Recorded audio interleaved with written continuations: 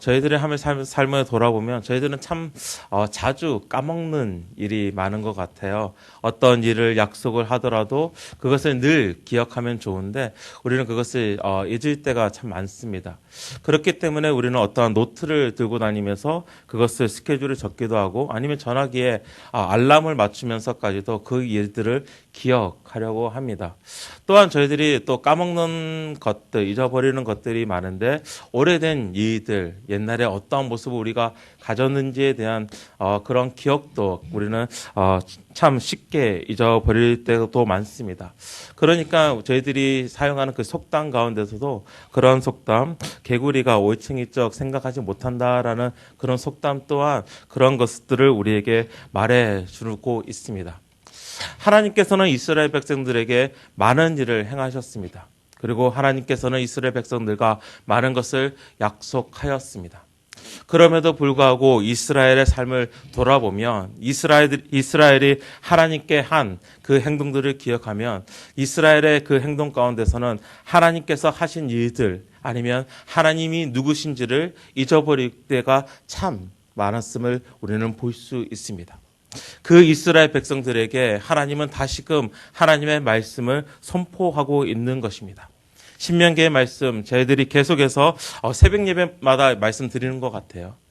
이 새 땅에 들어가서 이스라엘 백성들이 이제 그 땅에서 지켜야 할 규례들, 그 명령들을 하나님께서는 다시금 이스라엘 백성들에게 말씀하고 계십니다. 그렇게 말씀하시는 그 이유는 이 말씀을 지킴으로 해서 그들이 그 땅에서 머물 수 있고 결국은 그 말씀이 그들의 생명이 되기 때문에 하나님께서는 계속해서 이스라엘 백성들에게 하나님의 말씀을 또한 하나님께서 그들에게 어떠한 일을 행하셨는지를 말하고 있는 것입니다. 9장에서 저희들이 읽었던 묵상하였던 두 구절을 한번 읽어드리겠습니다. 6절과 7절 말씀입니다. 그러므로 내가 알 것을 내 하나님 여호와께서 내게 이 아름다운 땅을 기업으로 주신 것이 내 공유로 말미암음이 아니니라. 너는 목이 곧은 백성이니라. 너는 광야에서 내 하나님 여호와를 경노하게 하던 일을 잊지 말고 기억하라. 내가 애굽 땅에서 나오던 날부터 이곳에 이르기까지 늘 여호와를 거역하였으되.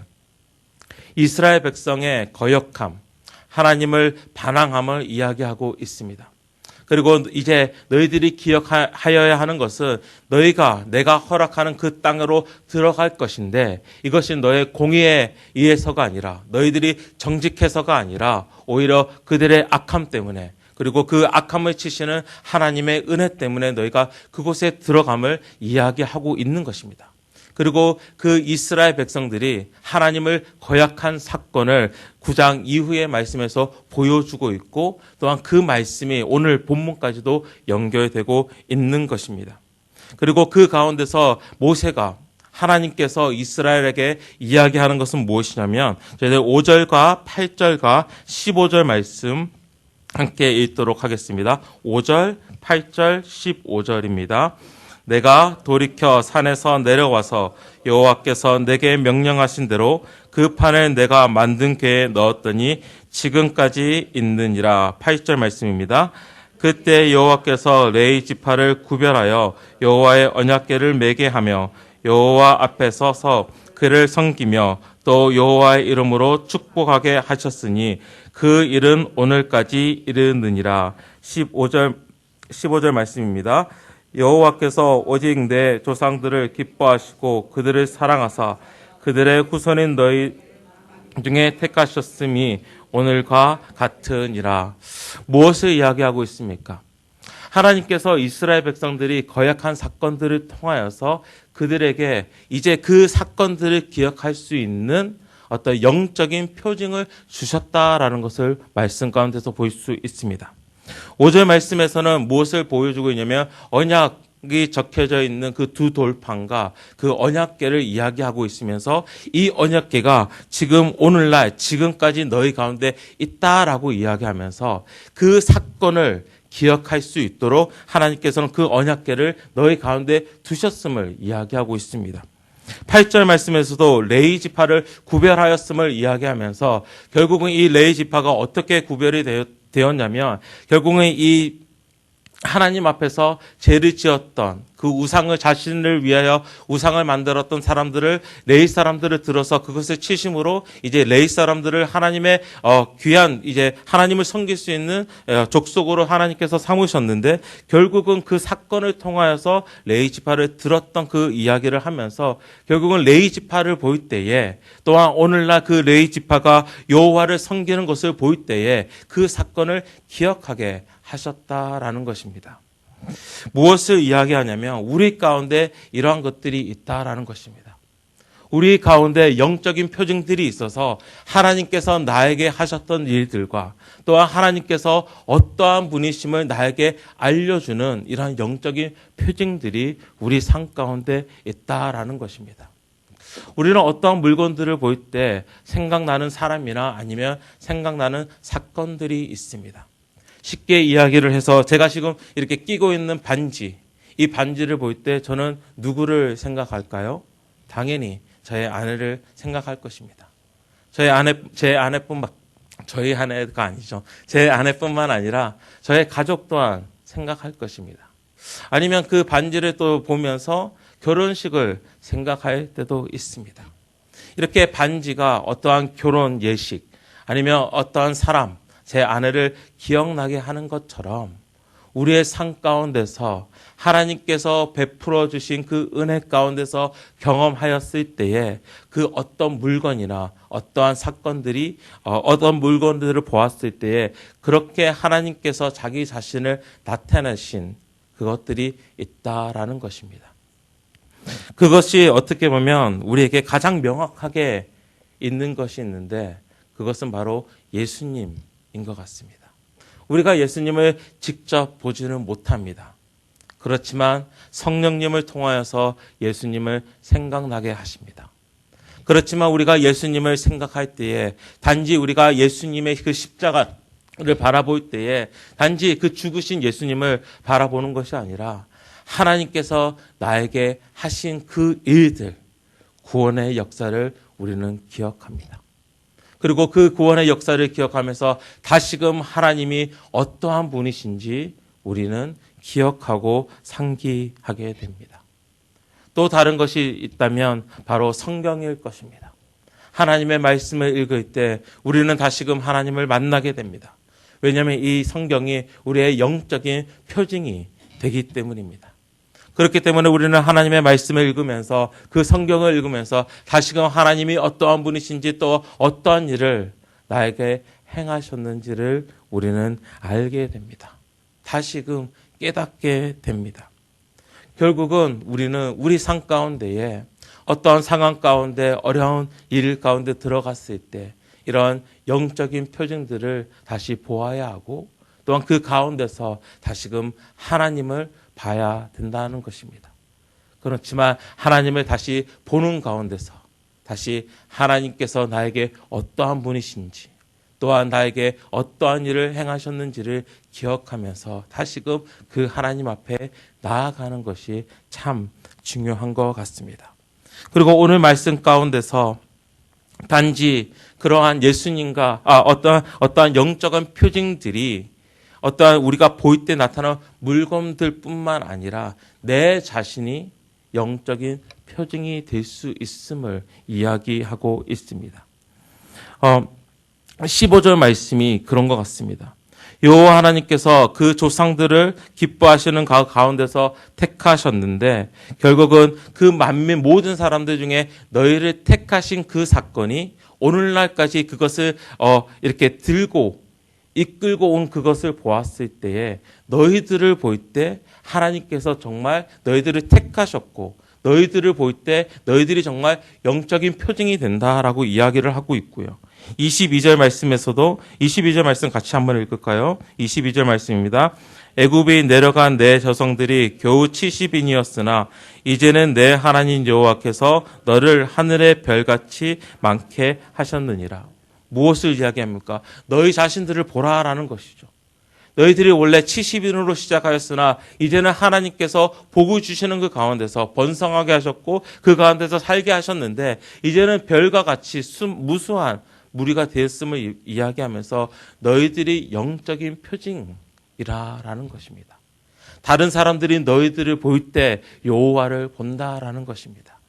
결국은 무엇을 말씀드리고 싶냐면 결국은 나의 삶을 통하여서 나를 통하여서 다른 사람들이 나의 이웃이 나의 가족들이 나의 자녀들이 여호와 하나님의 살아계심을 보아야 한다라는 것입니다.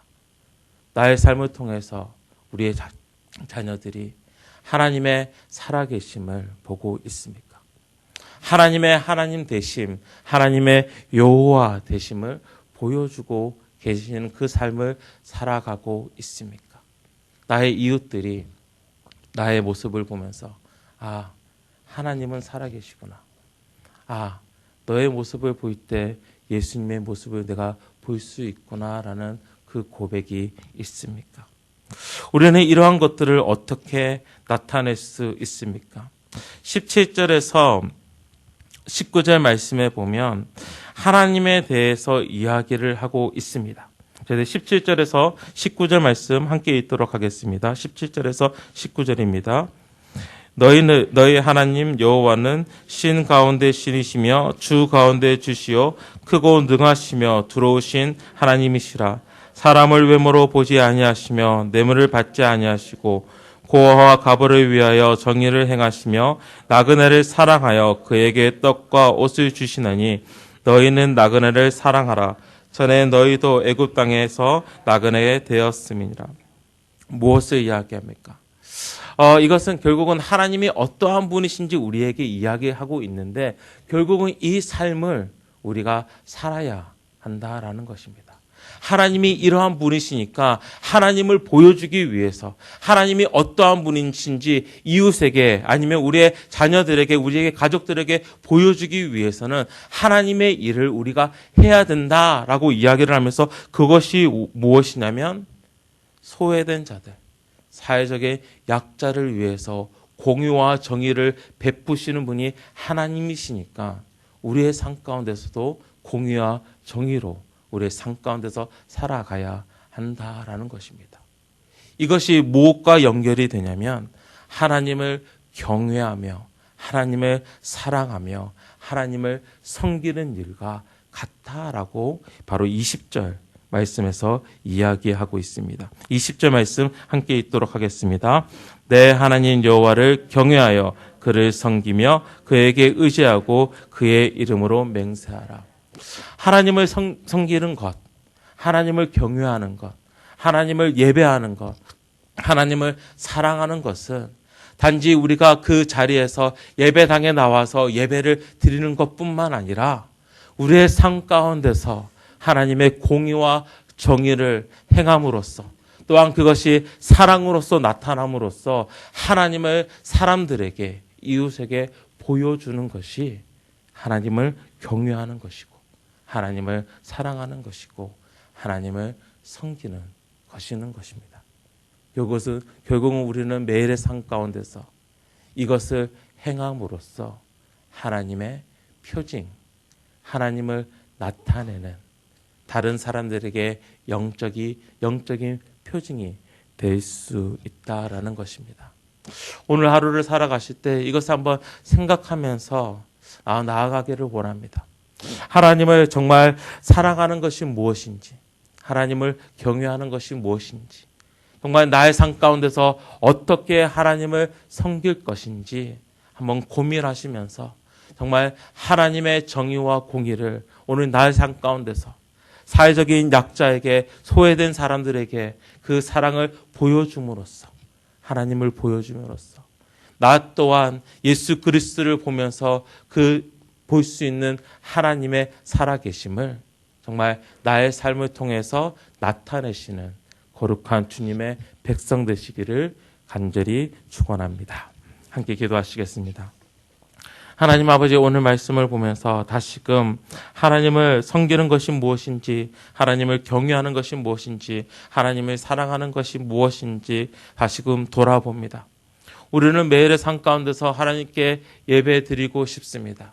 그렇지만 그 예배가 단지 예배당에 나와서 드리는 예배가 아닌 나의 삶 가운데서 드리는 예배로 주님께 나아가고 싶습니다.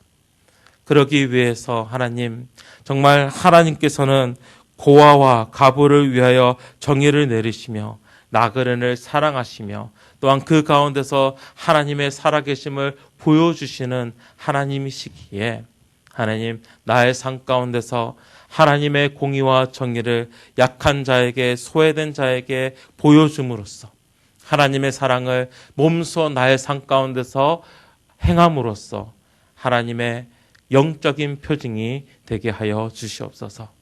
그러할 때에 내 자신이 드러나는 것이 아니라 하나님의 위대하심과 하나님의 크심과 하나님의 능하심이, 하나님의 뛰어나심이 우리를 통해서 일어날 수 있도록, 우리를 통해서 드러날 수 있도록 성령님께서 우리의 삶을 통하여서 사용하여 주시옵소서.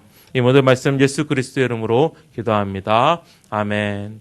하늘에 계신 우리 아버지여,